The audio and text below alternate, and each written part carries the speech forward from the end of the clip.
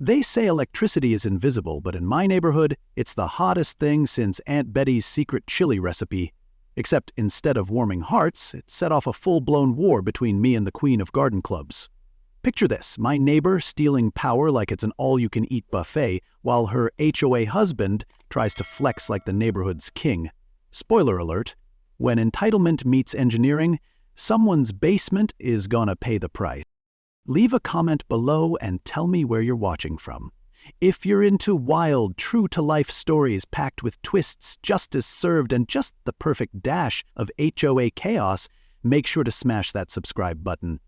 Tomorrow's story? Even crazier. Trust me, the surprises coming next will blow your mind. You definitely won't want to miss it. My name's Ethan Wallace, electrical engineer by trade and homeowner by choice, living in Oak Ridge Meadows, a place where the grass is green, the fences are white, and the drama, well, it's juicier than a primetime soap opera. Picture this. My neighbor, Linda Mitchell, a garden club president with a personality as prickly as her rose bushes, had been borrowing electricity from my outdoor outlet like it was an all-you-can-eat buffet, except instead of food, it was my power bill. At first, I tried the polite route. I caught Linda red-hand plugging in her electric lawnmower, hairdryer, even a water pump. Without so much as a, hey, can I approached her fence one sunny Saturday and said, Linda, this outlet's wired to my sewage pump. I'd appreciate it if you'd ask next time. She looked at me like I'd just told her the moon was made of cheese. Oh, Ethan, come on, it's just a little juice.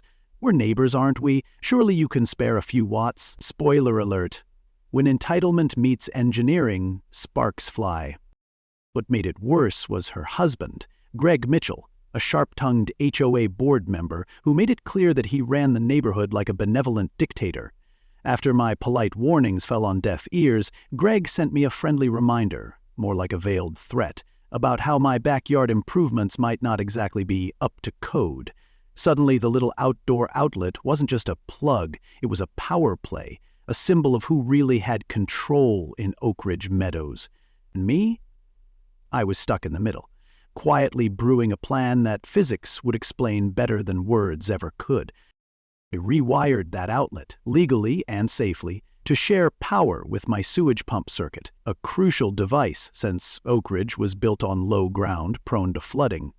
Linda, blissfully unaware, kept plugging in her gadgets, setting off a chain reaction that was about to turn her pristine basement into a soggy nightmare. It's funny how the simplest things, like an outlet, can become the epicenter of a neighborhood war. That summer, when the storm clouds rolled in, I wasn't just watching the weather. I was waiting for karma to flip the switch.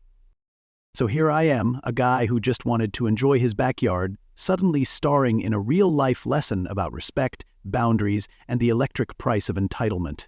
If you think this sounds like a small-town spat, buckle up.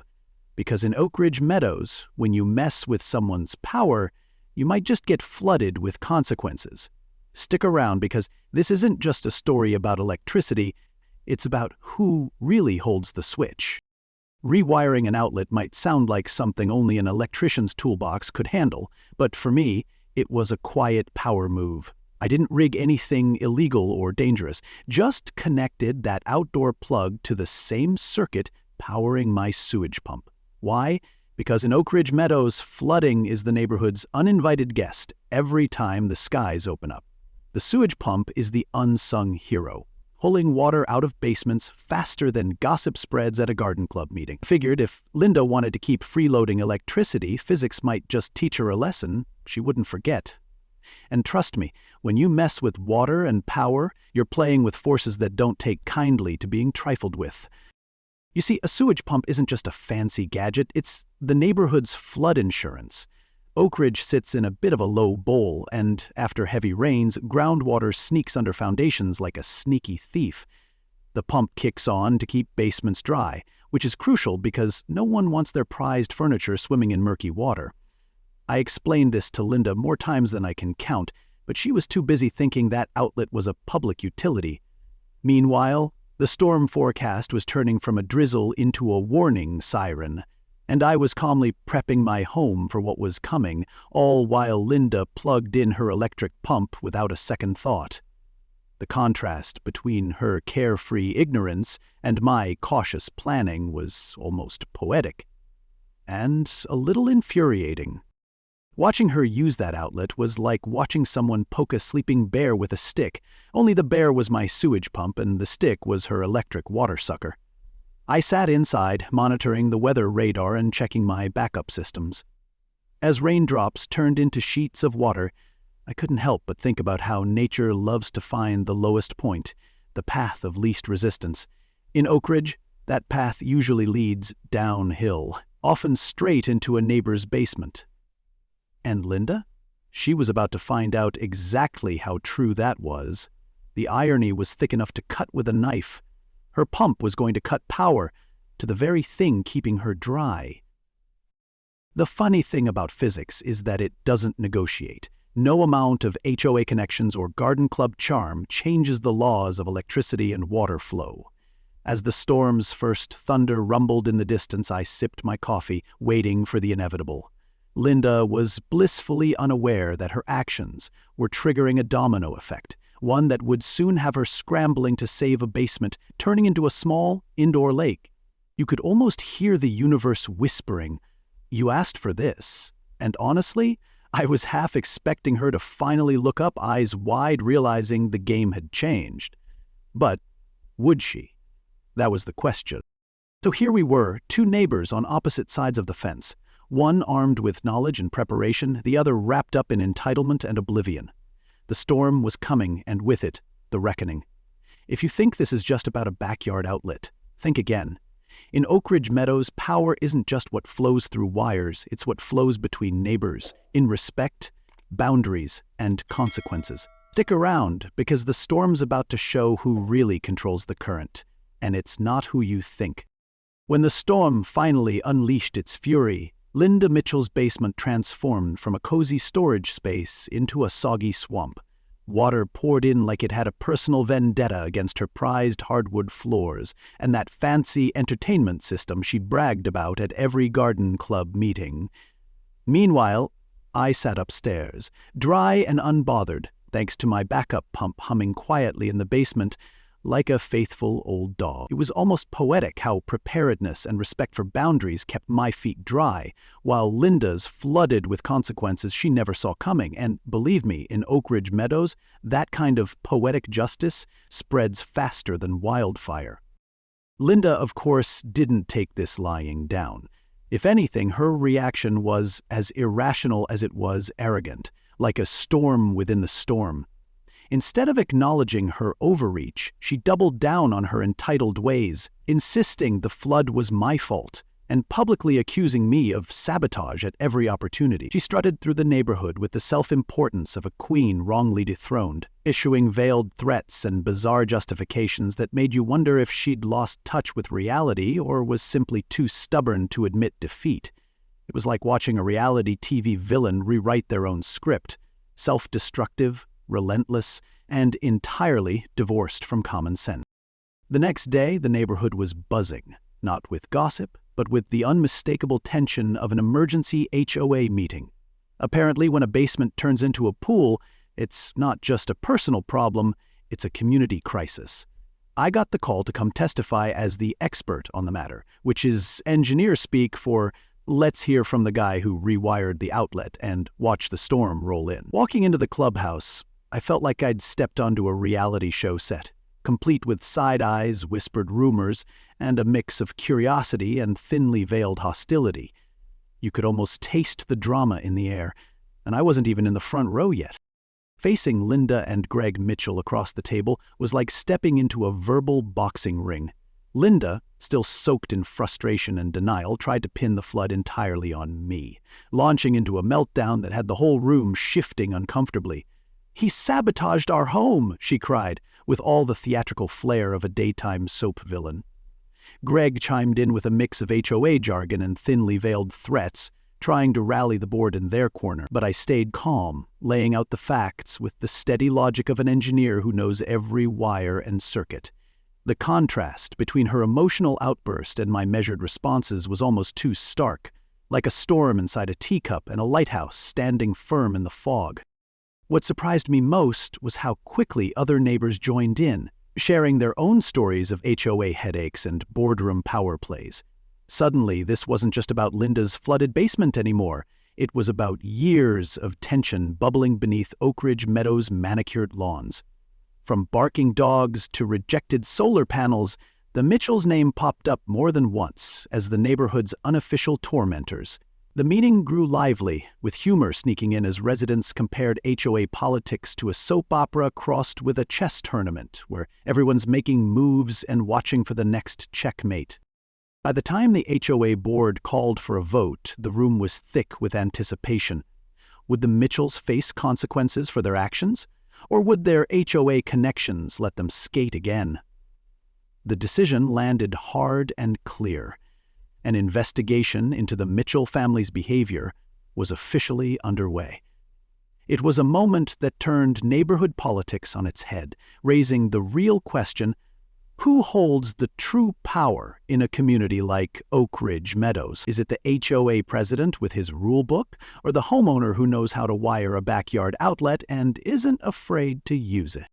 If you think this is just about a flooded basement, think again. This story is a window into how respect, boundaries, and a little bit of engineering can disrupt the status quo, and why sometimes the quietest currents create the biggest waves.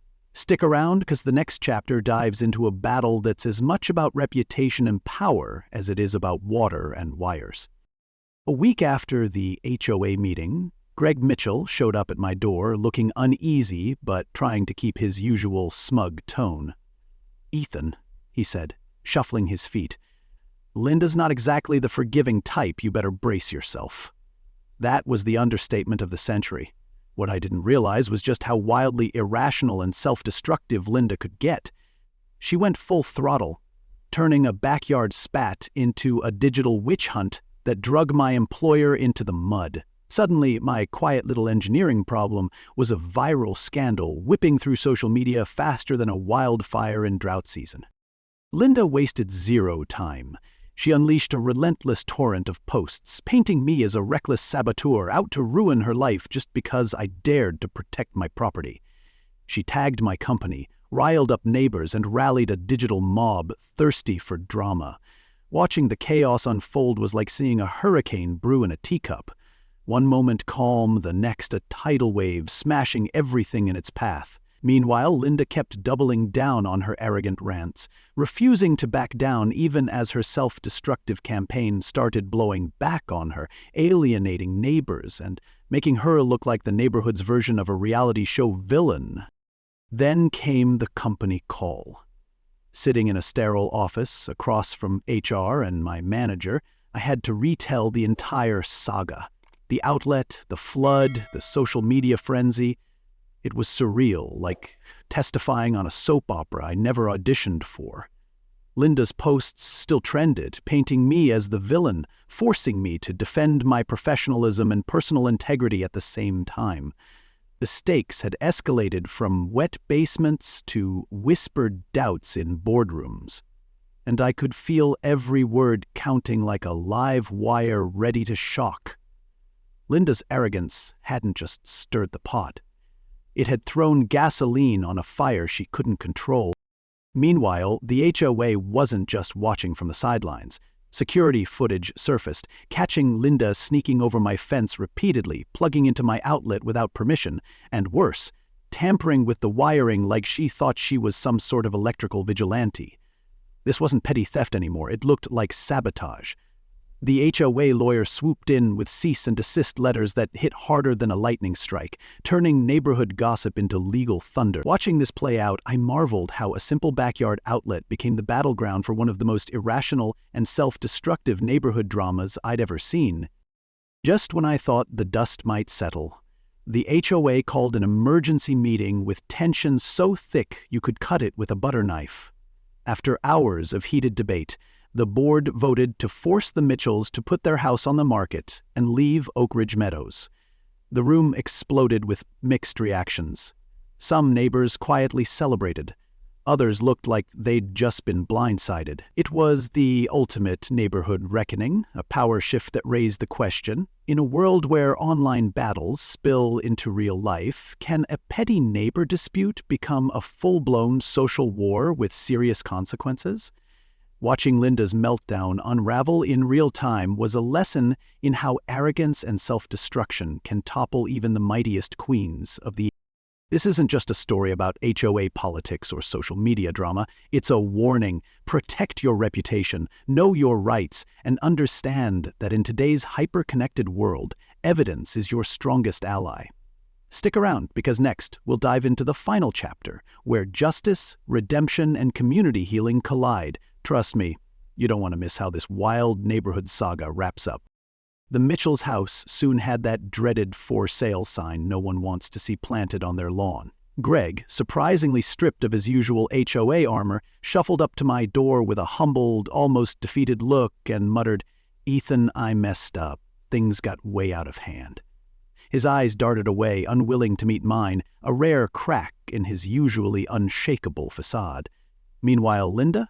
She was a storm all on her own, clinging to her bitterness like it was a crown, radiating arrogance so thick you could cut it with a knife.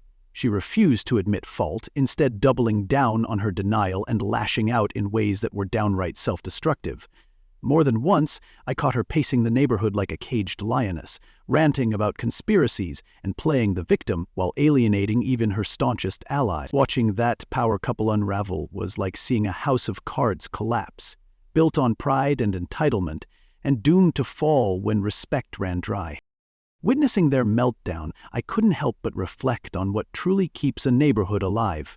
And it's not HOA rules or picket fences, it's respect. Boundaries aren't just lines on a map. They're invisible power currents that keep us connected and sane. When those currents are crossed or ignored, it's like a circuit overload. Short circuits happen, sparks fly, and everyone gets burned. Our conflict wasn't just about stolen electricity or a flooded basement. It was a brutal lesson in neighborly ethics and the fragile dance of coexistence. The real challenge? How to rebuild those currents once they've been shattered by arrogance and selfishness. Slowly but surely, the neighborhood began to breathe again. Fresh faces moved in, bringing hope and new energy. I took it upon myself to lead the welcoming efforts. Not with speeches, but with simple acts. A basket of homemade goodies, a wave, and yes, a ridiculously long extension cord with a wink.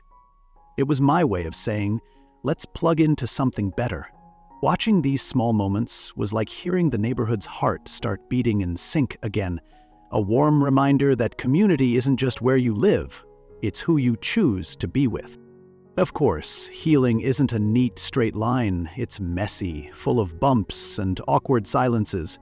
But humor, that timeless glue, held us together. Neighbors started laughing over the Mitchell saga, turning bitter memories into jokes that softened even the sharpest edges.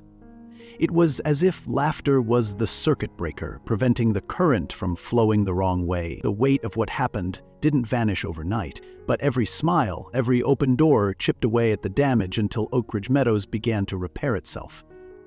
In the end, I realized the truest current in any neighborhood isn't the electricity running through wires, it's respect flowing through neighbors' hearts. That invisible energy lights homes, fuels friendships, and powers communities. So, what does it take to rebuild trust after a power struggle? Maybe it's as simple and as complicated as remembering that no matter the fences, the connections we make are what truly keep the lights on. Stick around, because the final chapter dives into the lessons learned and the spark that keeps this story and this community alive. Dealing with tough neighbors isn't some black magic. It's more like engineering clear plans, careful wiring, and knowing exactly how your system works.